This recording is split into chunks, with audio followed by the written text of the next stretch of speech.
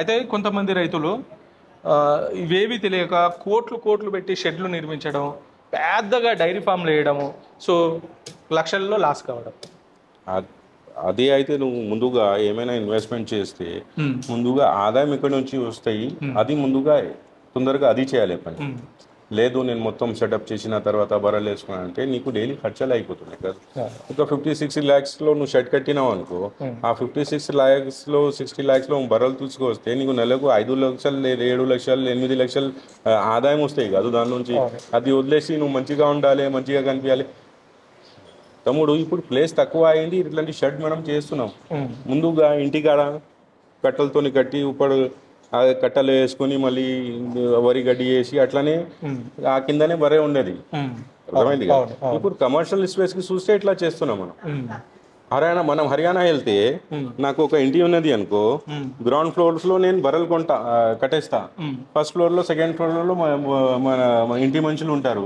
మన దగ్గర అది కోట్ల రూపాయలు బొంగులు కడితే బర్రెలు కొట్టామని, కానీ వాడికి తెలుసు కాదు ఈ బర్రె ఉంటేనే నాకు ఆదాయం వస్తాయి, నేను ఉంటా, నా ఫ్యామిలీ ఉంటాయి అని.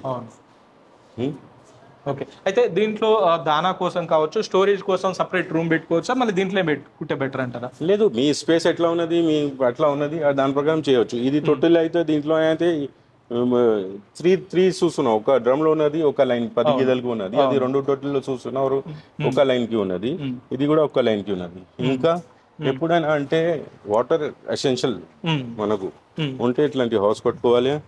హౌస్ కట్టడానికి డబ్బులు లేకుంటే ఇప్పుడు ఈ రింగ్స్ వస్తున్నాయి చూస్తున్నా తమ్ముడు, అది దానిలో తక్కువనే అయిపోతాయి. దీనికి 30-40,000 మనకు ఖర్చు అయితే, 30-40 ఖర్చు అయితే అది 3,000-4,000లో మంచిగా రింగ్ కట్టవచ్చు.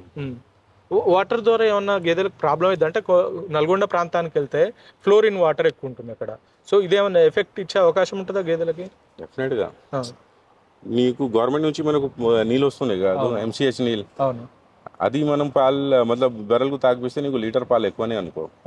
అదే బోర్ వాటర్ ఉంటే నీ దగ్గర సాల్టీ వాటర్ ఉన్నది, నా దగ్గర ఎక్కువ సాల్టీ వాటర్ ఉన్నది అంటే నా దగ్గర పాలు ఇంకా తక్కువ రావచ్చు, నీ దగ్గర కొంచెం ఎక్కువ రావచ్చు. వాటర్ ఫీడింగే మెయిన్. మనకు పాలు వచ్చేది రావడానికి ఎక్కువ తక్కువ అంటే ఇది చాలా, మనం గేదెకి కడుపులోకి ఏది ఇస్తున్నామో అది క్వాలిటీతో ఇవ్వాలంటారు. సో రేకులు మీరు కొన్ని ఐరన్ పెట్టారు, కొన్ని సిమెంట్ రేకులు పెట్టారు, ఏది బెటర్? ఇది అయితే 10 years బ్యాక్ అది వేసినాం, ఇది సిమెంట్ రేకులు, అదే బెటర్ అనుకుంటా నేను. ఖర్చు ఏది తక్కువ వస్తుంది, సిమెంటా ఐరన్? లేదు, దీంట్లోనే ఐరన్ లోనే తక్కువ వస్తుంది. అవును, కానీ ఇది వెదర్ కి అంటే టెంపరేచర్ ఏమన్నా మళ్ళీ ఇబ్బంది అయితే గేదెలు? సార్ ఎండాకాలంలో ఎక్కువ ఎండ అయితే అప్పుడు కొంచెం ప్రాబ్లం. ఇప్పుడు చలికాలంలో 1 time బర్రె కడుగుతాను అంటే అప్పుడు ఎండాకాలంలో 3 times కడుగుతాం. అప్పుడు అయినా ఎక్కువ ఈనే అవకాశం కూడా ఉండదు కదా గేదెలు. అవును, ఎండాకాలం పెద్ద ప్రాబ్లం ఏమి ఉండదు. క్లీన్ చేస్తాం కాదు, వాటర్ తీసుకొని ఎవ్రీ 5 years 5 hours లో మళ్ళీ కడిగితే కొంచెం చల్లగానే ఉంటాయి. ఇంకా ఊరు ప్రాంతంలో అయితే కంచెలు ఉంటాయి, అది ఉంటాయి, అది ఇడిచేస్తే పోయి పండుకుంటాయి కాదు. ఎక్కువ పెట్టుబడి పెట్టి ఈ రంగంలోకి రావద్దని చెప్తారా? ఎక్కువ పెట్టుబడి నా దగ్గర 100 రూపాయలు ఉన్నది అనుకో, 20 rupees వేరే పనికి వెళ్ళిపోవాలి, 80 rupees దానికి బర్రెలు కొనడానికి ఉండాలి. అర్థమైంది కాదు, పాలు ఇస్తే పాలు అమ్మితేనే డబ్బులు వచ్చేది కాదు. ఈ షెడ్ బర్రెలు లేకుంటే ఇంత మొత్తం షెడ్ ఉంచుకొని ఏం చేసుకుంటా చెప్పి. ఇట్లాంటి ఎగ్జాంపుల్స్ ఉన్నాయి తమ్ముడు. నీలాగా ఒక మంచి కాల్ చేసినాను అనుకో, 6 months నుంచి నాకు డైలీ కాల్ వస్తూ ఉంటాయి. సార్ నేను స్టార్ట్ చేసిన, నేను షెడ్ కడుతున్నా, ఇది అయిపోయింది, ఇంత సూపర్ నేపియర్ ఇంత ఎకరంలో వేసిన ఎంత. లాస్ట్లో ఆయన ఫోన్ చేశాడు నాకు, నా షెడ్ రెడీ అయిపోయింది అంటే. సరే బరే ఎందుకు కావాలి అంటే, మొత్తం డబ్బులు షెడ్ కిందనే అయిపోయింది మదర్ బై 60 lakhs దాదాపు నేను షెడ్ కట్టడానికి కట్టేసిన, నా దగ్గర బర్రెలు కొనడానికి 4 బర్రెలు కొనడానికి డబ్బులే ఉన్నది అన్న. 4 బర్రెలతో ఎంత కట్టి ఈ రంగంలో రాకూడదు.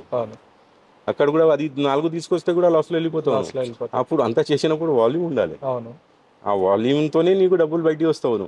అది 4 తీసుకోపోయి లాభం లేదు, ఆ 4లో లాస్లో మొత్తం వెళ్ళిపోతావు. నేను చెప్పిన మళ్ళీ ఇదే ప్రాబ్లం మనుషులతో, ఇదే ప్రాబ్లం. ఇది నేను 8-9 years నుంచి ఈ డైరీలో ఉన్నా అంటే, అది ఒక్కటే రూమ్ ఉన్నది ఆ సైడ్. ఇప్పుడు ఇది కన్స్ట్రక్షన్ స్టార్ట్ చేసిన, ఈ ఒక రూమ్ కడుతున్నా, మధ్యలో ఒక రూమ్, మళ్ళీ గెస్ట్ కోసం ఒక రూమ్ కడుతున్నా. ఎప్పుడు 8 years తర్వాతనే కడుతున్నా. అర్థమైంది కాదు, ఇప్పుడు అవసరం పడితేనే కట్టుకుంటే కట్టి పెట్టలేదు. ఇప్పుడు అవసరం ఉన్నది అని చేస్తున్నా. వాంటెడ్ ఉండాలి ఏదైనా మనకు, ఎప్పుడు అవసరం ఉన్నది అదే పెట్టాలి, అవసరం లేకుంటే ఏం అవసరం ఉన్నది. Right. Right. Thank you so much. మొత్తంగా ఇది పరిస్థితి. ఎక్కువ పెట్టుబడి పెట్టి డైరీ ఫామ్ రంగంలోకి వచ్చి లాస్ కావద్దని చెప్పేసి మజార్ భాయ్ చెప్తున్నారు. తను ఏదైతే చెప్తున్నారో ఆ కొలతల ప్రకారం మీరు నిర్మించుకుంటే ఎక్కువ లాభాలు పొందొచ్చు అని చెప్పేసి మజార్ భాయ్ అయితే చెప్తున్నారు.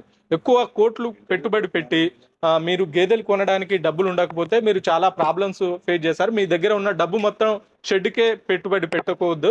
మీ దగ్గర ఉన్న డబ్బుల్లో 20% మాత్రమే షెడ్ నిర్మాణం కోసం పెట్టుబడి పెట్టుకొని మిగతా 80% అమౌంట్ గేదెల్ని కొనడానికి వినియోగించుకోండి.